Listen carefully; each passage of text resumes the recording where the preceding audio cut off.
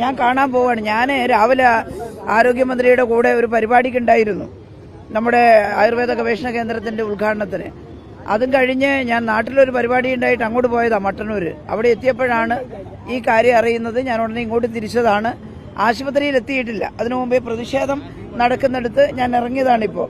നേരെ ആശുപത്രിയിലേക്കാണ് പോകുന്നത്. ഇത് വളരെ ഗുരുതരമായിട്ടുള്ള ഒരു പ്രശ്നമാണ്. നമ്മുടെ കേരളം ഇതിനു മുമ്പ് ദർശിക്കാത്ത രീതിയിലുള്ള കാര്യങ്ങളാണ് ഇപ്പോൾ പ്രതിപക്ഷത്തിന്റെ ഭാഗത്തുനിന്നുണ്ടാവുന്നത്. വളരെ ഗുരുതരമായിട്ടുള്ള പ്രശ്നമല്ലേ മന്ത്രിക്ക് നേരെ, അതും ഒരു വനിതാ മന്ത്രിക്ക് നേരെ ശാരീരികമായി കയ്യേറ്റം നടത്തുക എന്നുള്ളത്. പരിപാടിയെല്ലാം കഴിഞ്ഞ് റെയിൽവേ സ്റ്റേഷനിലേക്ക് പോയതാണ് അവര്, വണ്ടി കയറാൻ പോയതാണ്.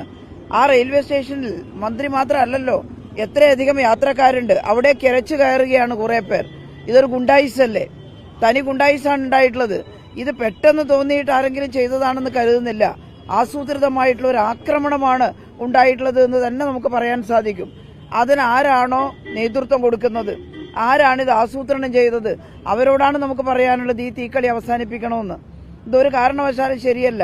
ഇങ്ങനെ എല്ലാവരും തുടങ്ങിയാൽ എങ്ങനെയാണ് നമ്മൾ ഈ സമൂഹത്തിൽ ജീവിക്കുക? പറയാനുള്ളത് പറയട്ടെ.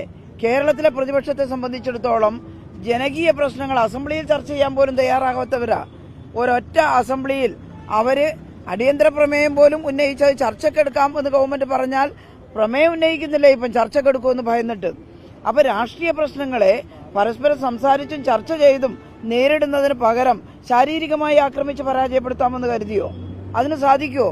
ശാരീരികമായിട്ട് കേരളത്തിലെ മന്ത്രിമാരെ, കേരളത്തിലെ ഇടതുപക്ഷത്തിന്റെ പ്രവർത്തകരെ ആക്രമിച്ചിട്ട് അധികാരത്തിലേറാമെന്നാണോ UDF കരുതുന്നത്?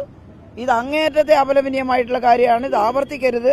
ഇപ്പോഴുണ്ടായിട്ടുള്ള ഈ സംഭവത്തിൽ UDFന്റെ നേതാക്കൾ ഈ കാര്യം പരിശോധിച്ച് മാപ്പ് പറയേണ്ടതാണ്. ഞാനിപ്പോൾ മിനിസ്റ്ററെ കണ്ടിട്ടില്ല. കഴുത്തിന് നല്ല വേദനയുണ്ടെന്ന് പറഞ്ഞ് പരിശോധന നടന്നുകൊണ്ടിരിക്കുകയാണ്. ഇത് ആർക്കും ചെയ്യാൻ കഴിയും. 4-5 ആളുകൾ കോടി കയറി ആരെയും ആക്രമിക്കാൻ സാധിക്കും. അങ്ങനെയുള്ള ഒരു സമൂഹമാണോ ഇത്? അതുകൊണ്ട് സമൂഹത്തിൽ എല്ലാവരും പ്രതിഷേധിക്കണം ഇതിനെതിരായിട്ട്. ഒരിക്കലും ശരിയല്ലാത്ത കാര്യമാണ് നടന്നിട്ടുള്ളത്. നിങ്ങൾ എന്താണ് പറയുന്നത്? ഇപ്പം ആക്രമികളാണോ, അക്രമികളെ നേരിടുകയാണോ വേണ്ടത്? സുരക്ഷ, എന്താ സുരക്ഷ ഒരുക്കേണ്ടത്? ഒരു മന്ത്രി ഒരു പരിപാടിയും കഴിഞ്ഞ് റെയിൽവേ സ്റ്റേഷൻ വണ്ടി കയറാൻ പോകുമ്പോൾ വലിയ പട്ടാളോ സന്നാഹോ സാധാരണ ഒരുക്കാറുണ്ടോ? മന്ത്രിയുടെ കൂടെയുള്ള പോലീസുണ്ട് സാധാരണ ഉണ്ടാകുന്നത്. ആ പോലീസുണ്ട്, അവർ നിയന്ത്രിക്കാൻ ശ്രമിച്ചിട്ടുണ്ട്. പക്ഷേ ഇപ്പോ ചിലത് ചോദിക്കുന്നത് സുരക്ഷ ഒരുക്കാത്തത് കൊണ്ടല്ലേ? എന്ത് സുരക്ഷ? ഓരോരുത്തർക്കും സുരക്ഷ ഇങ്ങനെ പട്ടാള ചിട്ടയിൽ ഒരുക്കുകയാണോ ഒരു ജനാധിപത്യ രാഷ്ട്രത്തിൽ ചെയ്യുക? സുരക്ഷയില്ലാത്തതല്ല കുഴപ്പം. ആവശ്യത്തിനുള്ള സുരക്ഷാ സംവിധാനമൊക്കെ മന്ത്രിയുടെ കൂടെയുണ്ട്. പക്ഷേ ഇങ്ങനെ അതിക്രമത്തിൽ ചാടി വീഴാൻ ആർക്കും സാധിക്കും നിശ്ചയിച്ചാൽ. അങ്ങനെ